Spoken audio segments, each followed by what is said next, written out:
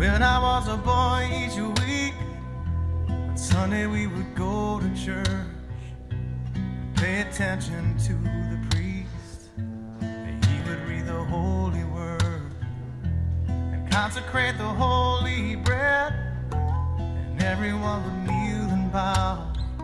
Today the only difference is everything is holy now. Everything is holy now. And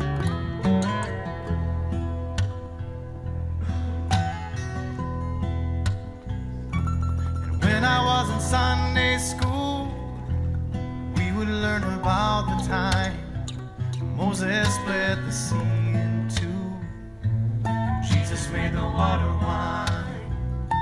And I remember feeling sad, miracles don't happen still. Now I can't keep track, 'cause everything's a miracle.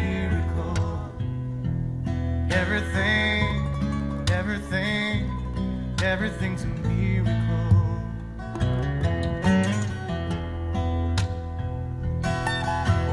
Wine from water is not so small, but an even better magic trick is that anything is here at all. So the challenging thing becomes not to look for miracles, but finding where there isn't one. When holy water was rare at best, it barely wet my fingertips, but now I have to hold my breath like I'm swimming in a sea of it. It used to be a world half there, heaven's second-rate hand-me-down, but I walk it with a reverent air, 'cause everything is holy now.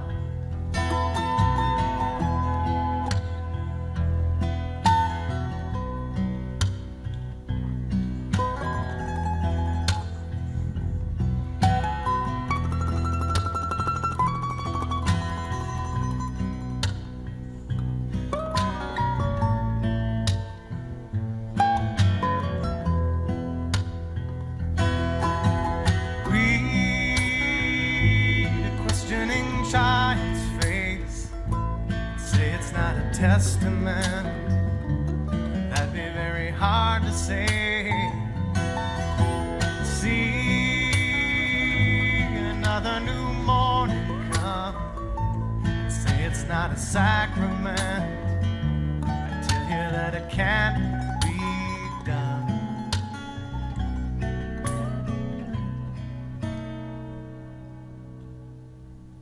This morning outside I stood, I saw a little red-winged bird shining like a burning bush and singing like a scripture verse. It made me want to bow my head.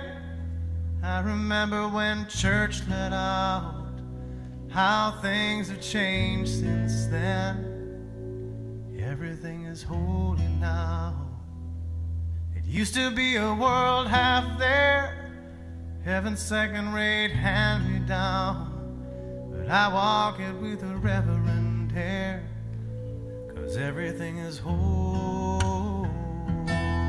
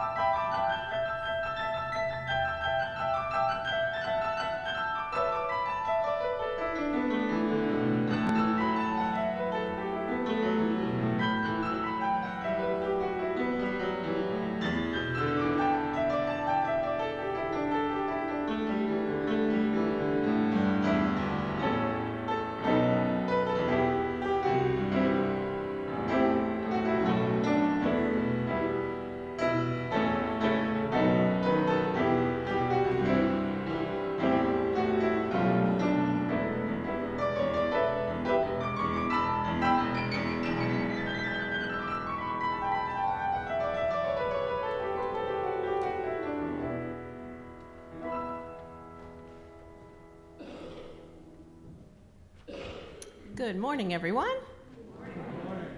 I'm Patty Kelly. I'm serving as your worship associate today, and I'm grateful to see you here on this beautiful fall morning, and also we welcome the people who are joining us on YouTube. Our mission is to welcome all with love, to support learning and spiritual growth, to serve our wider community, and to work for justice, equity, and inclusion. This is a place where you can bring your entire self. Your path is your own, but we are happy to walk alongside you on this journey of discovery and service. Please be sure to read the announcements in today's order of service. You'll find information about various accommodations we have to make you feel more at home, and also about upcoming events. But I do have several additional announcements to tell you about today. First of all, the flowers are given by Rebecca and Jose Algenio in celebration of their 57th wedding anniversary. Congratulations. Please note that the Developmental Ministry Goals Team's pizza party and discussion has been postponed from November 1st to Friday, January 17th. So the date that's listed in your order of service has been changed. Also, please note that Dr. Regal is looking for people to rebuild the worship team and the adult education team. Please let him know if you're interested. These are both very important aspects of our congregational life, and we value your participation. Finally, we're having a potluck today. It had to be rescheduled because of the deep cleaning of the kitchen at the beginning of the month. So please join us even if you missed the memo about that. And know if you're a visitor, you're most welcome. We always have plenty of food. Also, be aware that in November and December, we do not have first Sunday potlucks because we have lots of other events going on those 2 months. So watch for information about that in your order of service, the newsletter, flyers, everything like that. So now, before we begin our service, let's take a minute and wave to the people watching from home, and then we can rise to greet your neighbors. When I ring the bowl, please come back. So.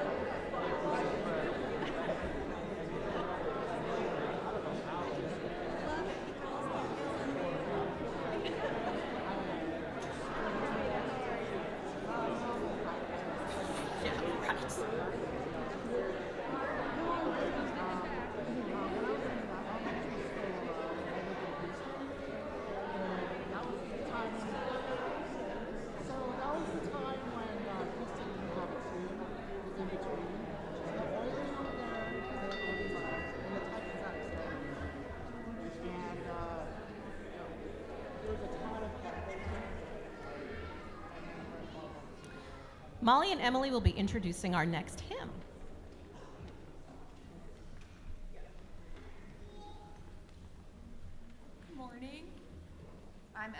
and I'm Molly, and we are your religious education co-chairs. This morning we want to talk to you about the song that we are going to sing. So as you know, we have a new curriculum, and each month we have a religion of the month that we're learning about. And to go with that religion, we have a song of the month. And to try to combine and kind of bring our children into the service, we're going to sing that song today. So the song that we're singing, we've been practicing in the chapel, in the children's chapel that we have every other month, or every other week. And so we're going to invite all of the kids to come forward. Alex has some eggs. And then we have tambourines for grown-ups. So we want everybody to really have a lot of joy when we sing this song. Shalom Havarim is a joyful song.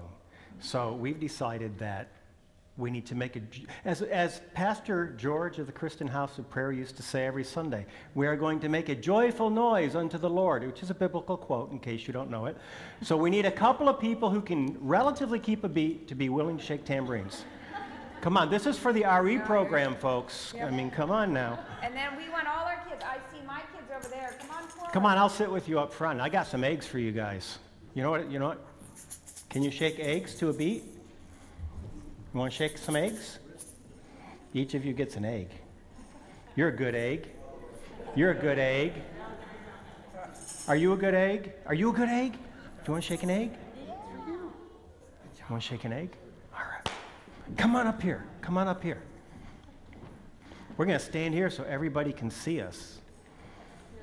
And your moms are going to come up front too, I think. Do you remember the song? All right, awesome.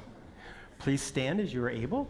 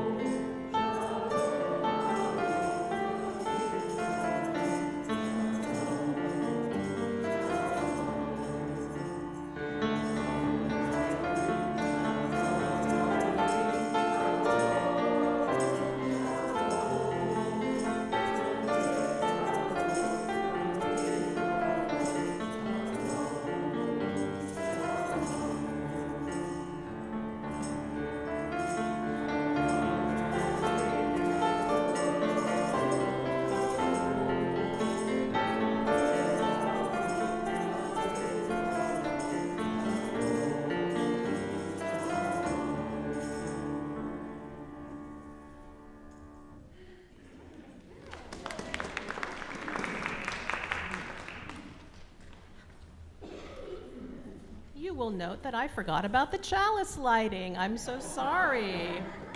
So while Miriam and Thaddeus light our chalice, I'll share this reading from You Can't Be Neutral on a Moving Train by Howard Zinn. It's a message of hope and encouragement, and I think that's what we need right now. To be hopeful in bad times is not just foolishly romantic.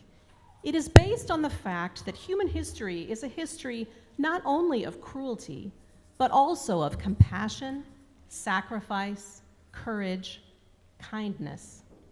What we choose to emphasize in this complex history will determine our lives.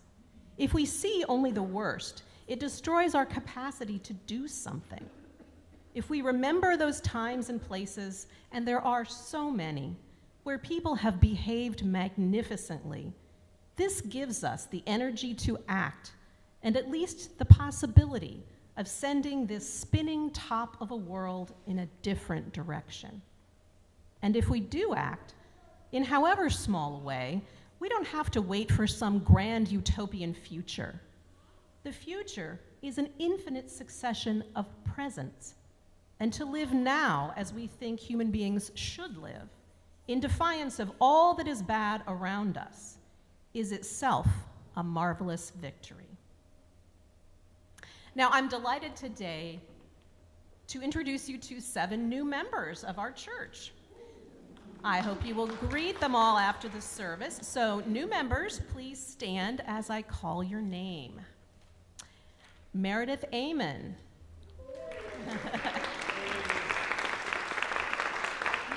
David Jensen.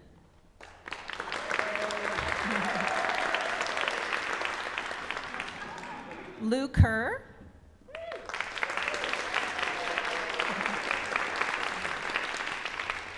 Ted Newell and Kate Uranic.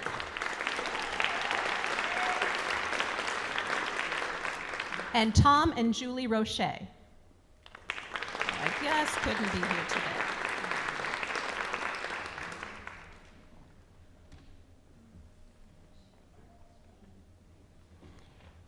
So I'm going to invite the kids back up front, if you would come up.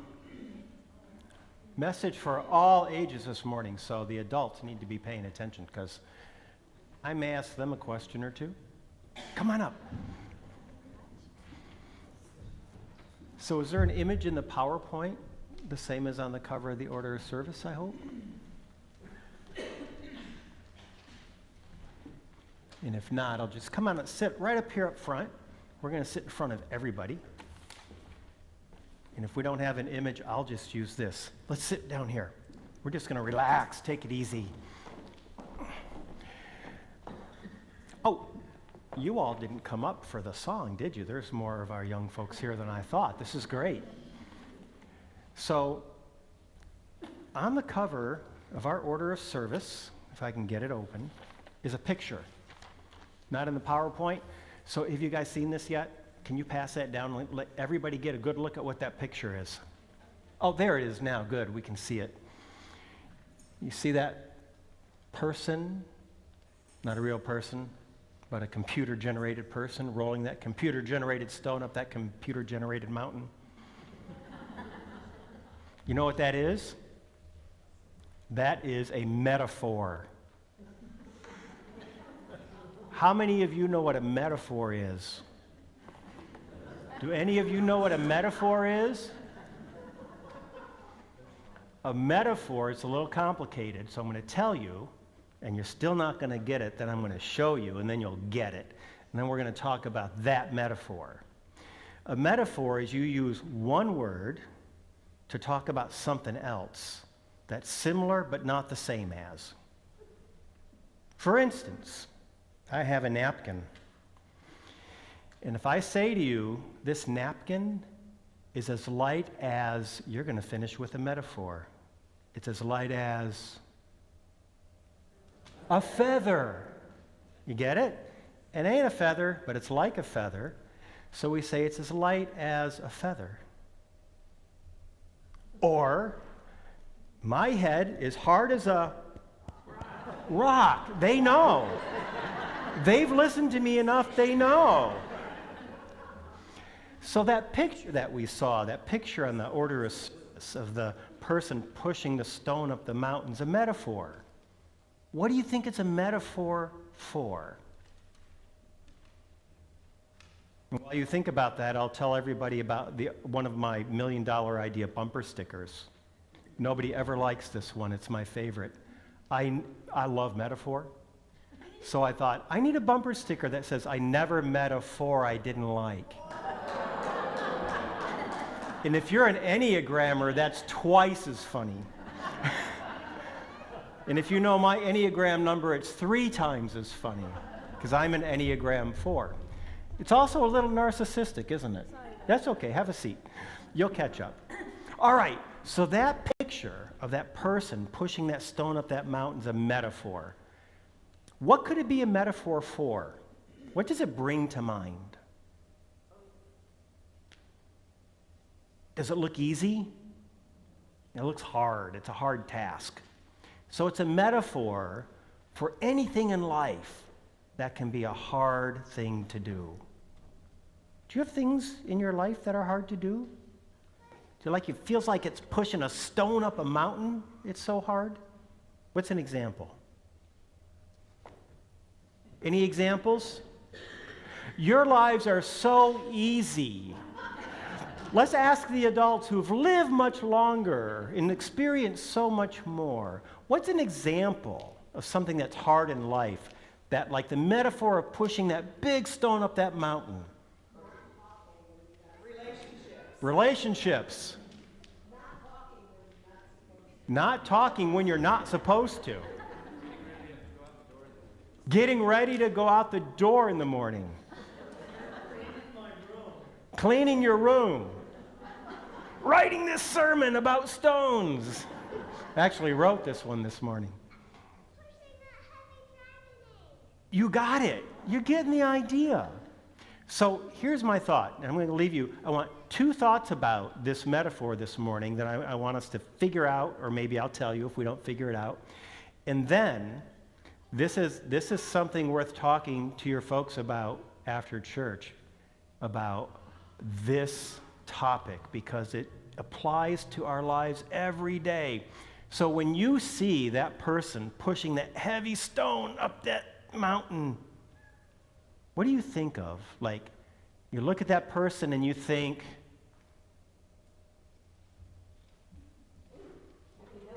I can help you do that. Somebody should be helping that person do that hard thing.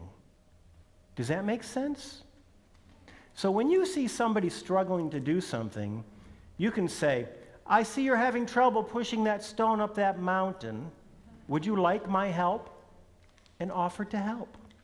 They may look at you and say, I don't see no stone, I don't see no mountain. And you can say, well, it's a metaphor. I'll tell you all about metaphors. So one other thing that we can think about when we see somebody struggling to push a stone up a mountain, what else do you think about? This one's a little harder. I'll tell you this one for the sake of time, plus I don't think you'll get it unless we sit here for 20 minutes with lots of hints.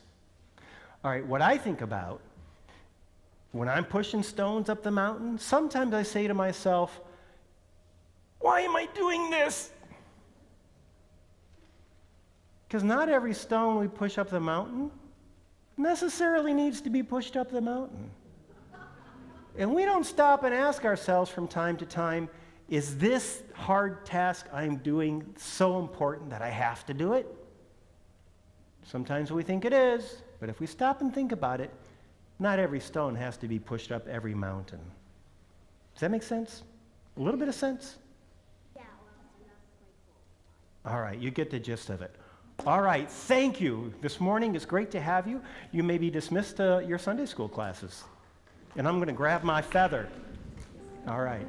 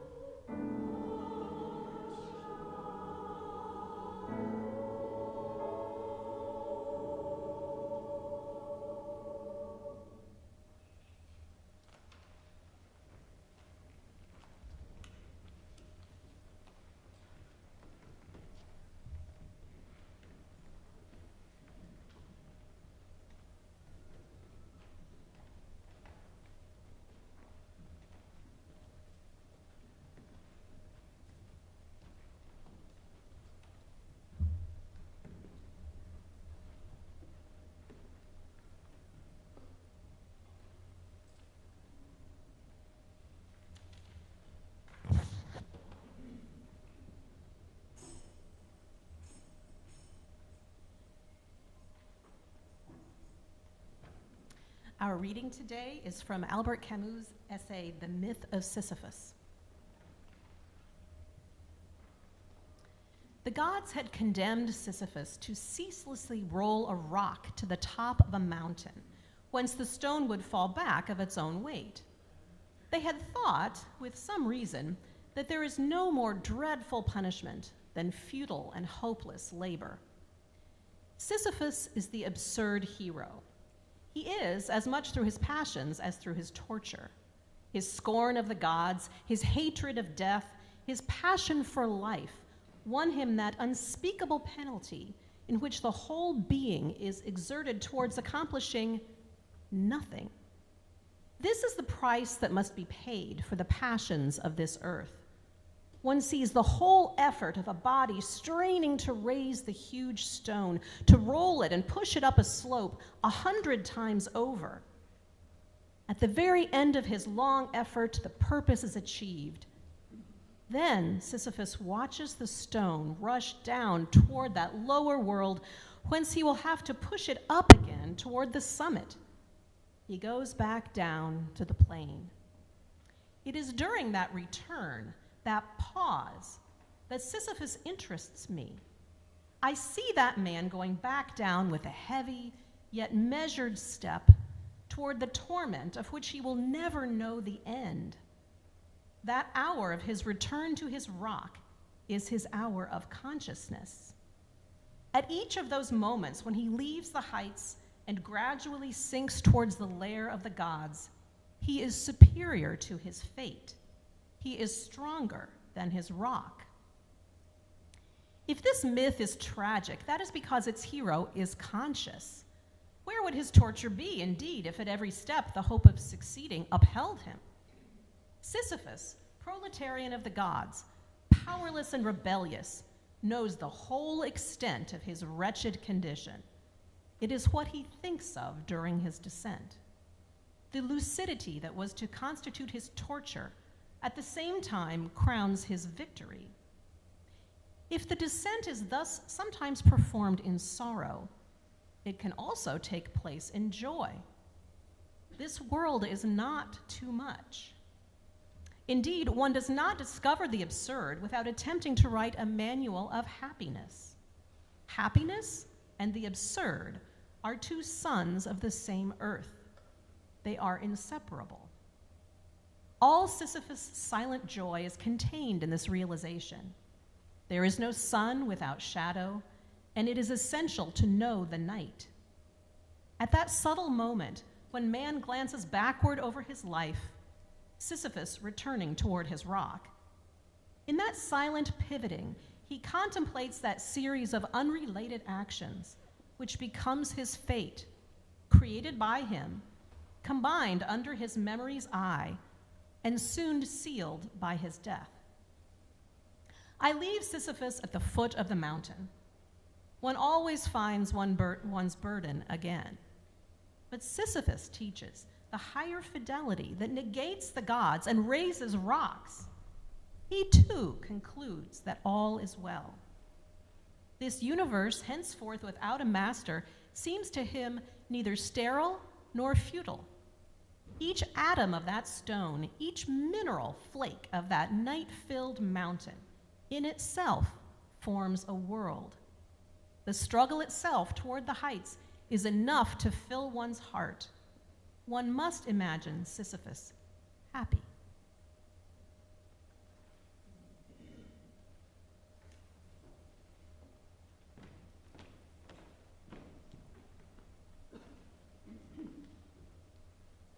So our next hymn is number 352, Find a Stillness. Please turn to it and rise as you are able.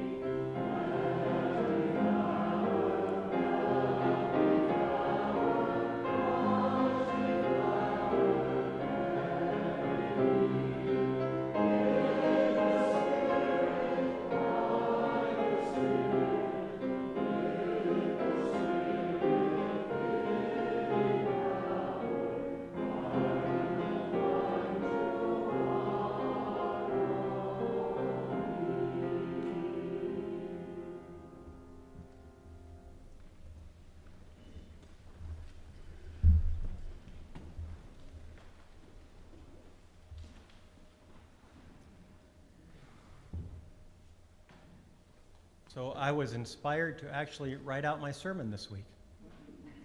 Well, partly inspired and partly also looking at the order of service, thought, better write this one out, otherwise we may go significantly over time. But I was also happy to actually write a sermon again, which I usually loathe, but this week I'm dipping back into my philosophical library for inspiration. And since that takes me all the way back to my undergraduate days, when I wrote an awful lot, I probably am in the habit of writing when I think about philosophy. So there's another reason I put pen, metaphorically speaking, to paper to create this with ones and zeros. You caught the metaphor there, right? Vanity of vanities. All is vanity. What do we gain by all our toil under the sun? A generation comes, a generation goes. The sun rises and goes down, then again hastens to the place where it arises. The wind blows to the south, round to the north, then returns on its circuits. Each stream runs to the sea, yet the sea is never full. Thus things are full of weariness. So much so a person cannot utter it. The eye is not satisfied with seeing. The ear is not filled with hearing.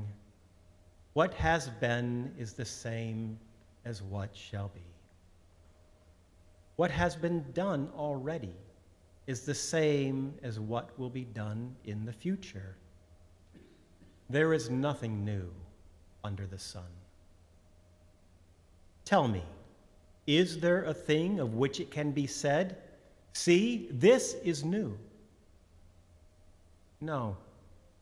In the ages before us, all things have already been.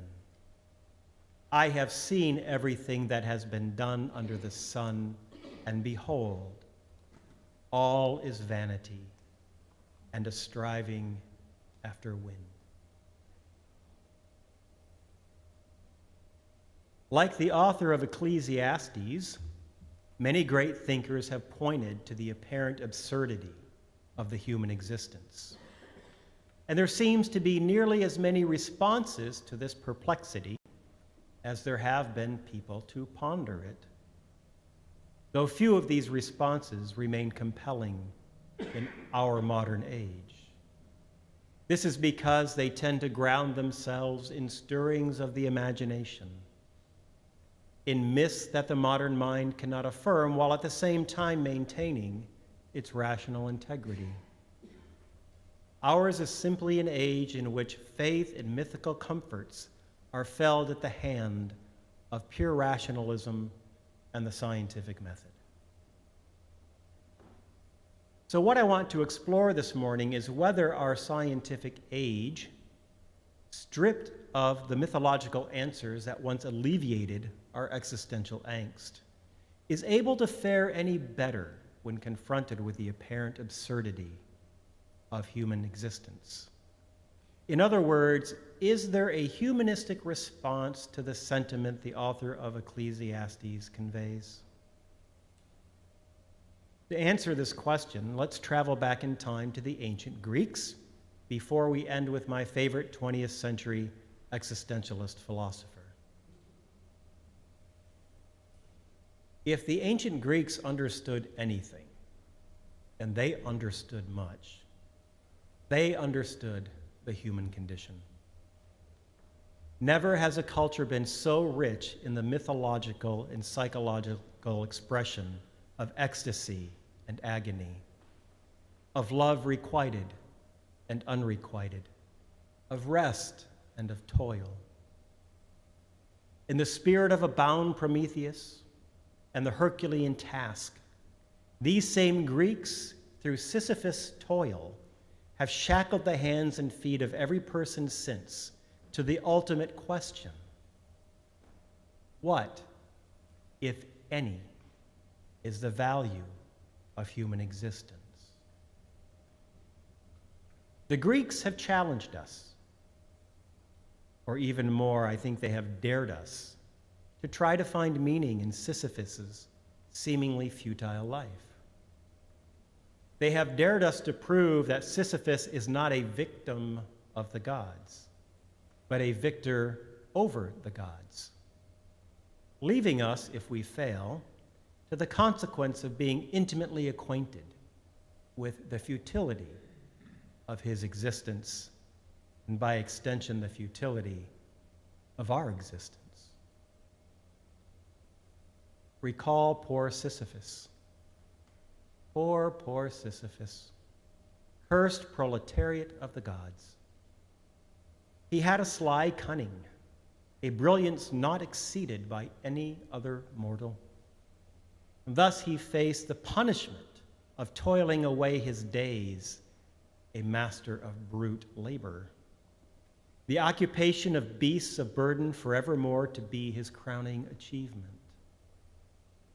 Ordained by the mighty Zeus himself to the hypnotic trance of perpetual drudgery, working in vain like a hamster that seeks to climb its perpetual wheel.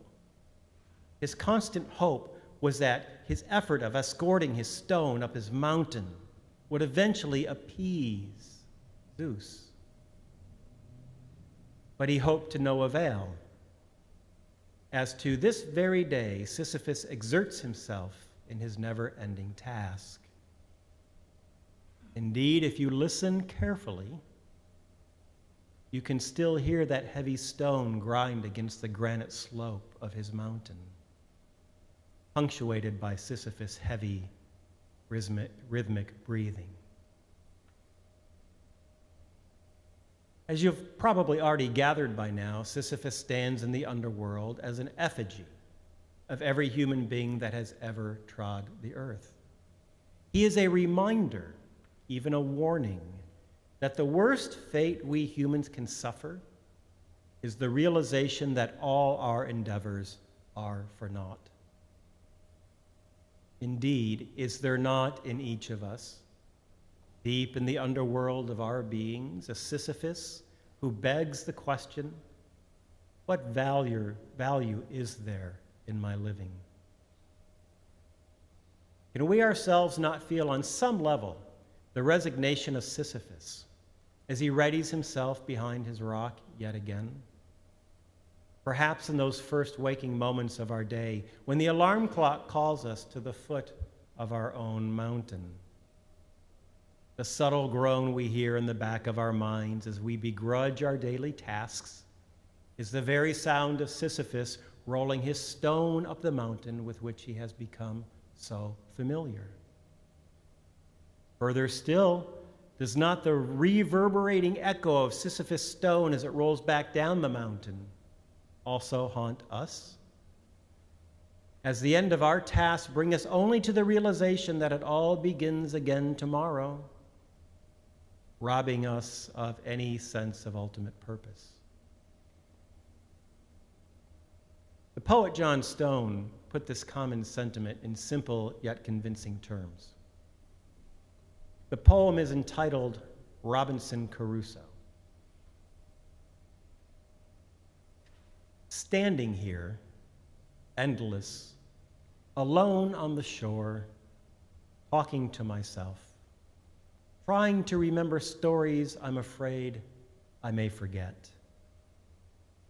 I'm not at all impressed by myth. What's so special, for instance, about Sisyphus and his recalcitrant rock? Which of us doesn't have our own big stone to roll repeatedly up our own hill? The typist returns each morning to the same set of illogical keys. The bus driver reports again to the permanently indented seat of his monster. The pianist rehearses once more the 88 sounds of someone else's name. The cardiologist back at her stethoscope, half expecting to say, "Would you repeat that, please?" hears only the heart restamping the tickets for the return trip. and the ships and the planes, I know are out there somewhere, far flung. Their men and women are as bored as the horizon. If any of this could be changed by a letter, phone call, a message in a bottle, they do not come. Even the sea, repenting, keeps making the same very old excuses.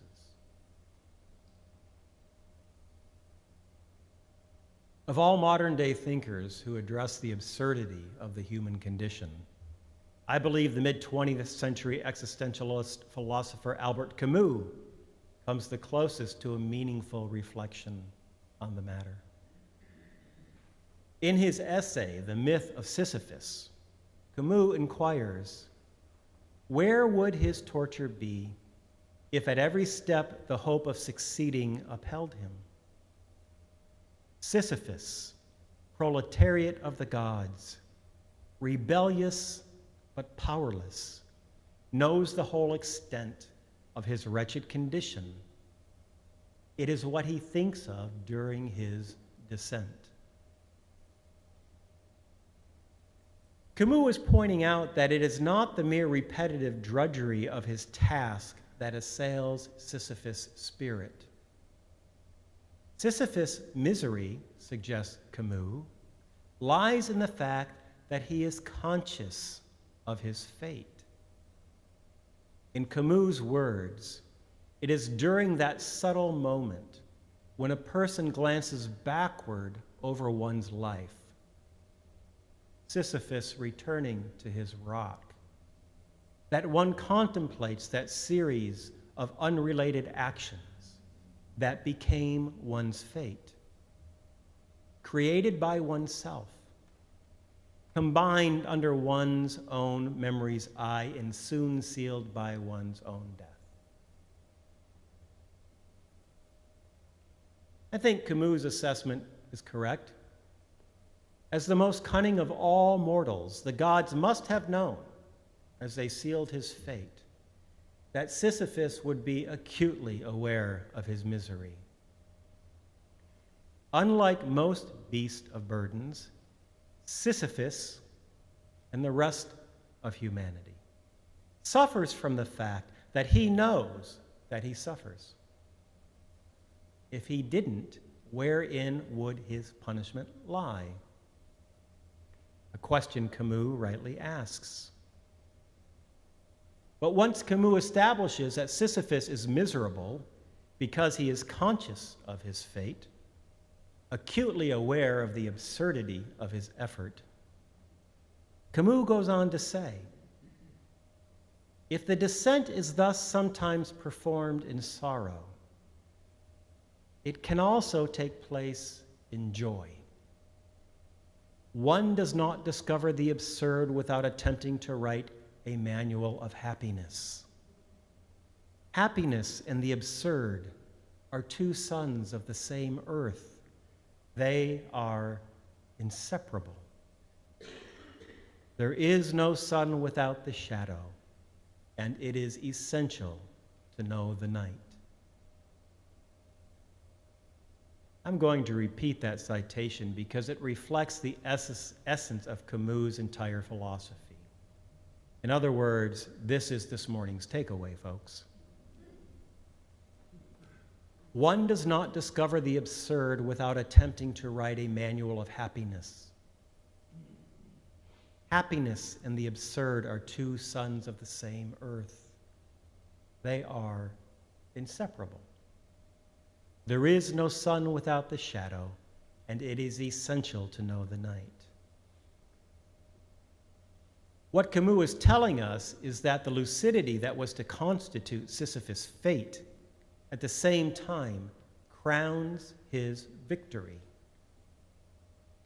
In those fleeting moments, when Sisyphus returns to his stone, in those moments when he is free from the toil that binds his fate, lucidity strikes, the clear awareness of the reality of his circumstance. And though this awareness begets Sisyphus' misery, so too it can beget his happiness. For he comes to understand that his fate belongs to him. His rock is his thing. That's another Camusian line that bears repeating.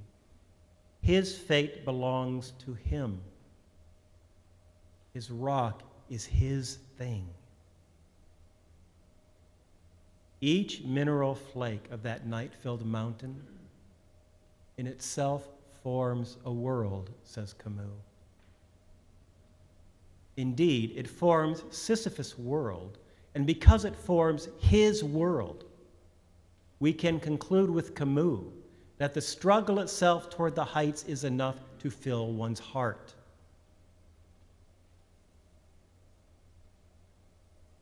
The struggle itself toward the heights is enough to fill his heart. I want to wrap that 10 times. The struggle itself toward the heights is enough to fill our hearts. One must, says Camus, imagine Sisyphus happy. I find Camus' interpretation of this myth compelling because it presents us with an understanding of the human condition that does not depend upon stirrings of the imagination in order to find meaning in life. In this myth, there are no virgin births. There are no miracle stories. There is no promise of an afterlife that are held before our noses like carrots before a beast of burden. Rather, here, life's burden is the meaning of human life and can be seen to be joyful in and of itself. Here we are taught to reject the notion that the meaning of life is accurately measured on heavenly scales.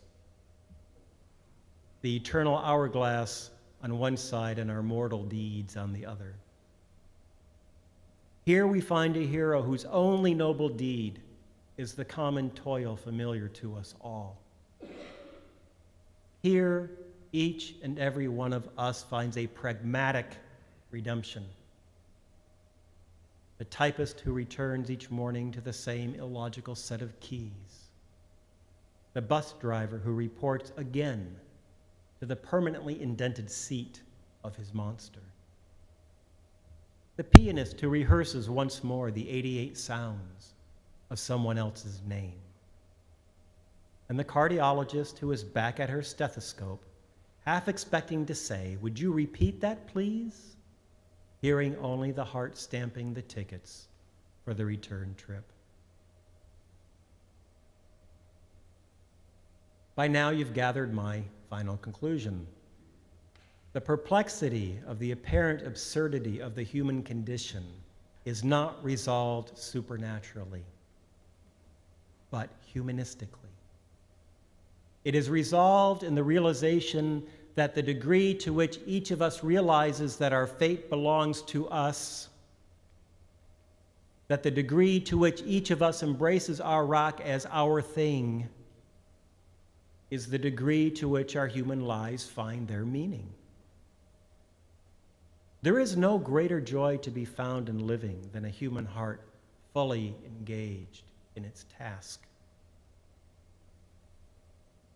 Camus' insights are unmatched amongst existentialist thinkers.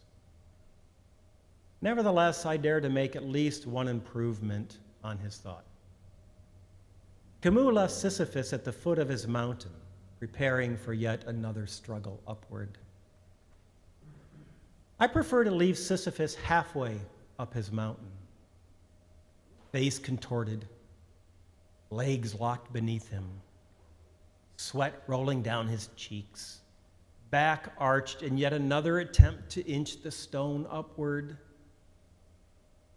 with a victorious twinkle in his eye. Whichever image you prefer, know that Camus was correct in this. one always finds one's burdens again. But Sisyphus teaches the higher fidelity that negates the gods and raises rocks. He too concludes that all is well. This universe, henceforth, without a master, seems to him neither sterile nor futile. Sisyphus knows, as we can also know, that he is ultimately the victor.